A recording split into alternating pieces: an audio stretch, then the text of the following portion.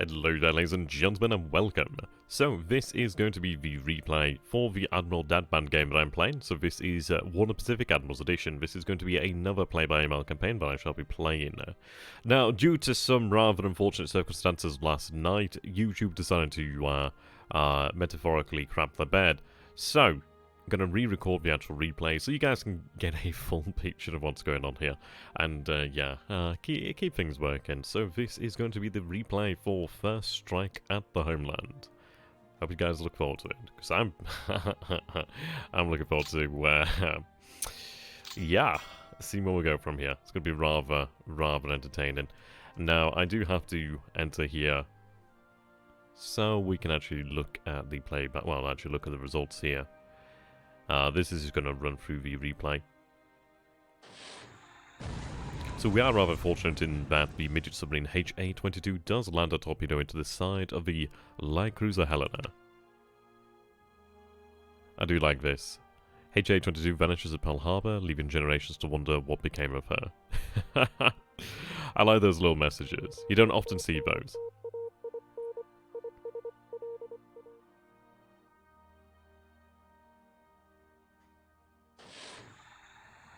Now, we are quite fortunate over here. We have a fair amount of our assets moving over here.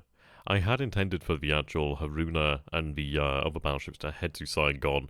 The only issue is I had a couple games where I actually began to input orders and then confuse them all into one. So this isn't the one where I actually had the orders for the battleships carried out as I thought I had. But we'll see about that. It's not a bad thing. Now, this is, okay,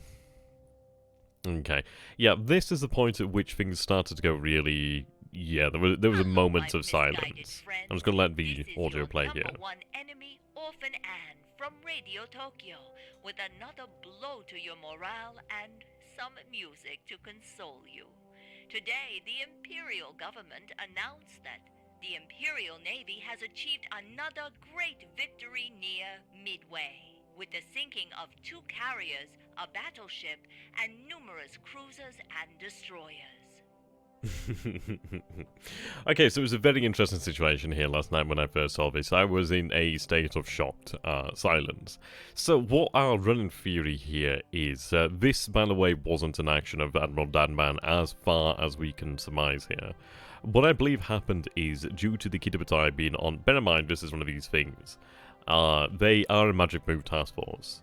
They were on normal threat tolerance and normal, what's the word, route. So obviously it's like direct, safer, safest, etc. They're just normal. So they were on normal. So, which is something that's really interesting. This is something about the game that it doesn't matter how long you play, there's still things that will surprise you. But this is it. How often do you do a turn 1, really? Not all that often.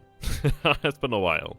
And so what we believe happened is, this is it. The Kidabatai was due to actually arrive in this area north of Pearl Harbor to actually, carry out the Pearl Harbor strike. What we think might have actually happened is, as they've neared Midway, potentially aircraft from Midway may have potentially detected them, and then they have, for some odd reason, shifted their path south, and then they actually ended up intercepting the Lexington and complement of escorts. Now, no battle was actually carried out. There's no, it was rather amusing. It was rather surprising. Now, this was something that was actually not expected nor planned. And that is the best going theory at this moment in time. We feel like it might have been due to patrol aircraft from Midway, but this is it. I did not anticipate anything of this nature happening to a magic move task force, but you'll see. It is rather interesting. It does pretty much change the course of history here. There is no Pearl Harbor strike, so we are going to be going up against a significantly more skilled allied player who has significantly more assets to play with, so we've got a lot to play with on our plate there. There's a lot of interesting things to occur. Okay, so we do have our sweeps coming in over here. They do prove to be pretty damn successful, which I'm very happy with. So we do have our 0 sweeping. We have them sweeping over here at Clark, Iba, and Manila. Now, I had some comments saying, well, why didn't you bomb the submarines at Manila? The reason is I don't think it's worthwhile. Yes, you can do damage to the submarines over here, but the thing is you have to put a lot of assets into that to make it really worthwhile. But even then, I don't know. I'm not entirely sold on actually hitting the submarines over here in Manila.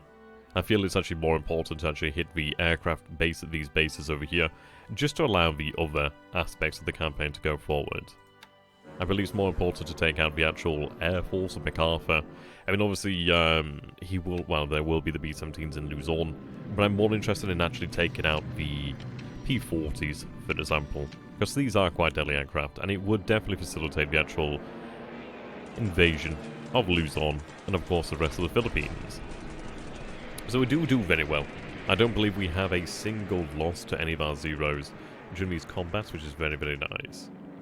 Just helps to maintain our superiority and keep up our pilots, really.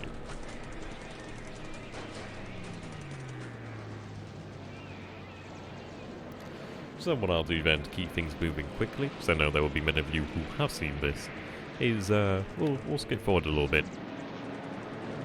Here we go, so we do have the actual strike in Manila, and you can see that we do hit the runway.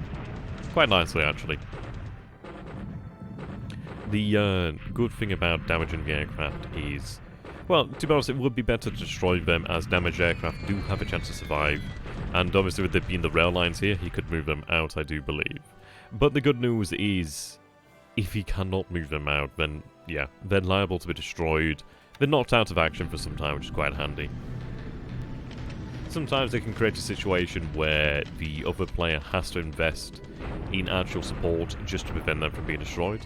Now, we were quite lucky here, as 2 squadrons of bombers came in unsupported, well, unescorted, but luckily we managed to do fairly well here. It's a number of aircraft on the actual runway as well, destroying some others too. Yep. So, supposedly 32 are damaged there. I don't know if there's actually that many Warhawks there, but we'll see. 1 destroyed on the ground, and supposedly 14 Catalinas damaged as well. 2 Seagulls damaged as well. We have some decent hits on the actual runway itself. We're going to shut down these runways, essentially. Our strike on Iba, you can see that we do have 27 K-48s over here as well as some K-21s, escorted by Zeros. So again, we hit the runway. So it is listed now 14 damaged and another 1 destroyed on the ground here. No flights from the Allied forces over here. We do score a few more hits on the runway. And we do have our actual strikes against Georgetown over here. So you can see that we do have 8 K-318 Oscars and 13 A6 Zeros. Escorting 48 Ki-21 2As and 25 Ki-48 1Bs.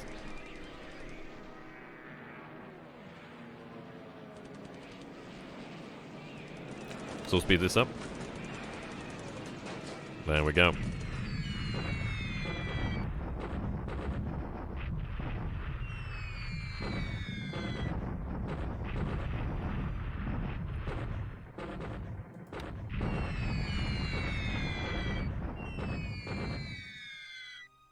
Now, it doesn't appear that there were that many aircraft on the ground here at Georgetown. But the good news is, well, we did intercept the 18 Buffaloes over here, which is quite nice. I believe they were sent to actually defend the airfield. Yes, they scrambled there 10,000.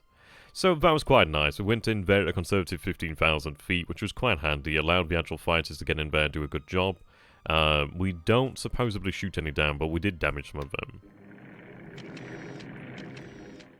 And a K-30 squadron over here, just attacking in the north. One I completely forgot about, really.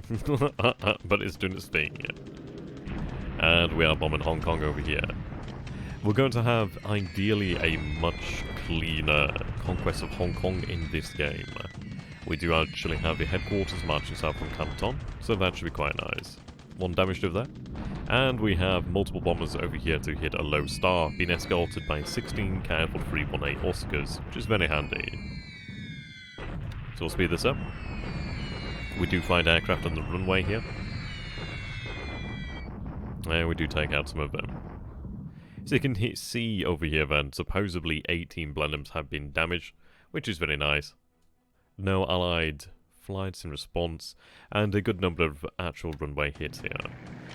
The thing that we want to do in this actual campaign is we need to shut down Singapore as quickly as possible. We need to prevent the building of fortifications there as quickly as possible. I don't think it would be wise to attempt a Mersing Gambit, but who knows, we might potentially consider it in the near future. But even at this point, it probably is too late, really, as we have assets moving elsewhere. I was originally going to strike at Sinkwang, but I decided against it as it just felt too risky. I was not able to actually have him covered by zeros the entire way, as the actual base at Sinkwang is 15 hexes away from our closest base, which is 14 hexes away. Well, which is 1 hex out of their actual range. So you can see that we do have 32 cavalry 1Bs over here engaging the buffaloes. So they do dive on them. And we'll watch the results over here. A pretty nice turkey shoot there. Now it does list 4 being destroyed there. We do not suffer any casualties ourselves, it seems. Well, ourselves, we seem. Get a little bit tongue-tied. I find it harder to actually like record than to stream. So I think when you stream, you just feel more relaxed. Okay, so you can see there's running ASW around Pearl Harbor, which is fine. I am moving the submarines right. Well, yeah, basically away from Pearl Harbor. I did put a number of actual surface assets around Luzon to protect the convoys moving in there. He does actually have some assets from Hong Kong, such as, I believe it's 2 or 3 Allied destroyers or British destroyers that we've got to watch out for. So we'll have to deal with those. Otherwise he could use them to potentially raid Luzon or other nasty things. There we go, we do have our reconnaissance there over China. Now, this is where I had a faux pas, basically. I had actually assumed they were headed to Saigon, as I had put that move into an early game. But no, Haruna didn't die twice, which I'm really fucking glad about. Who knows, I might rue the day. But we actually do pretty well. Luckily dodging the air attacks there. Additional Blenheims coming in. The Blenheim isn't bad. Isn't bad. Okay, you can see though, attacking Commando.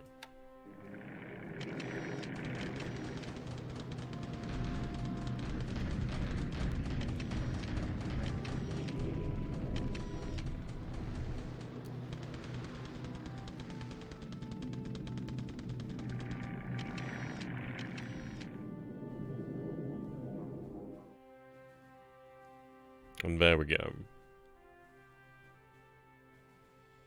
So we have our amphibious operations over here. So we are landing, obviously. We do already have the bases in Gorn and Patani, which is very nice, but we do not have Kota Baru. You can see we do have forces over here in Marie as well. So you can see that we do have these assets here to bombard, to facilitate the landing, really. There we go. So we do suffer 45 casualties. We do inflict 169 casualties with the actual guns there against the 8th Indian Brigade here.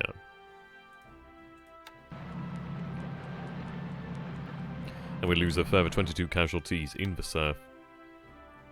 We do land over here at Apari. Now, the good news is over here at Apari, we actually do have a 65th Brigade, and we do have the Sasebo 1st SLF coming in there. So, what we're going to do then, because the 65th arrives over here at Apari, we also do land and take Bataan Island in this turn. Unfortunately, we do lose a bloody lot of engineers there. Like, a lot of engineers. Which sucks. But we do have the 65th Brigade at Luzon in the events of December 7th, so that's very handy.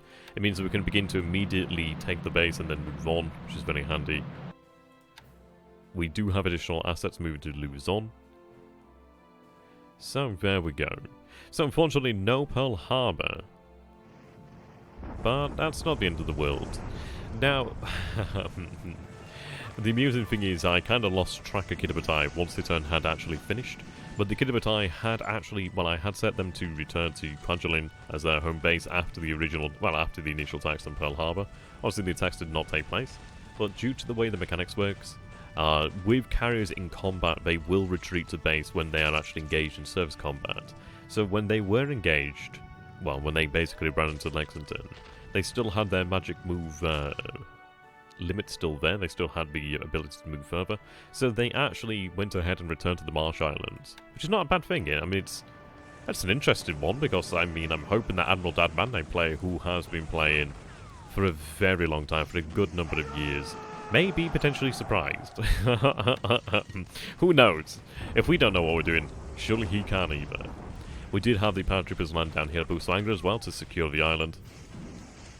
I don't have anything to follow this up with initially, but we could potentially airdrop in engineers if needs be, or have some sent by transport. But the reason for doing this is to deny him a useful base and to secure a useful base for ourselves as well. I will be looking at taking Jolo as well in the near future. That would be very good to do. But there we go. So that is the first turn, well, the actual combat replay of the First Strike and the Homeland. I hope you guys have enjoyed this, and yeah, we did have a rather interesting time discussing what happened with the Kiddipatai. That was a rather confusing series of moments, to say the very least. But this will be the brand new play-by-mail game, and it will be a rip-roaring success, we do hope. We are going to be playing a very, very competent player, so things are going to be very interesting. I will be streaming this in the near future. I may have set days if I do get the opportunity to do so, but we'll discuss that. So if you guys have enjoyed this, please do go ahead and like the video, subscribe if you're new to the channel, comment down below and let me know what you thought of the actual rather amusing nonsense that we saw, and of course, if you do enjoy my content and feel that I've earned it, potentially consider becoming a patron as well. Until next time, thank you and goodbye. See you next time, guys. Tenno Hiker Banzai.